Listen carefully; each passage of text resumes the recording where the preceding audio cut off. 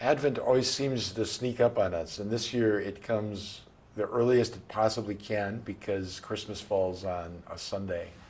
So it means Advent is as long as it can be. We have 4 full weeks to enjoy Advent.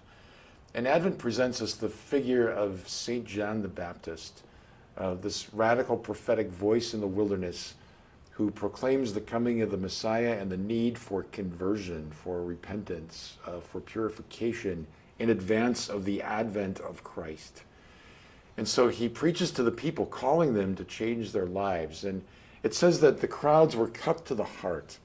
And it's the same expression used in Acts of the Apostles chapter 2, when Simon Peter proclaims for the first time the death and resurrection of Christ as the new meaning of history. And that being cut to the heart demands a response from us. So when we are pierced in our heart by the power of God's presence, by his love for us, by his nearness, it demands something different from us. And so the people ask John, what must we do? And he says, share your food and clothing with the poor and the hungry. Soldiers don't bully anybody. Tax collectors don't cheat anybody. And he calls us to simplicity of action in response to the nearness of God.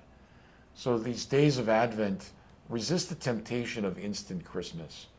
Resist the temptation to immediately jump to celebrating Christmas in all of its glory. Let Advent be Advent.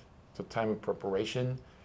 Listen to the readings, study the readings from Mass. We have these beautiful Old Testament prophecies longing for the fullness of God, for God to visit his people.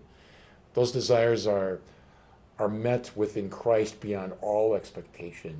And so in prayer and silence, in celebrating the sacraments, in serving the needs of others, and just slowing down, in all of that, let this time of Advent be luminous, glorious, peaceful, and a beautiful space for God to enter in and capture our hearts in a new way. Blessings on this Advent. Know my prayers for you.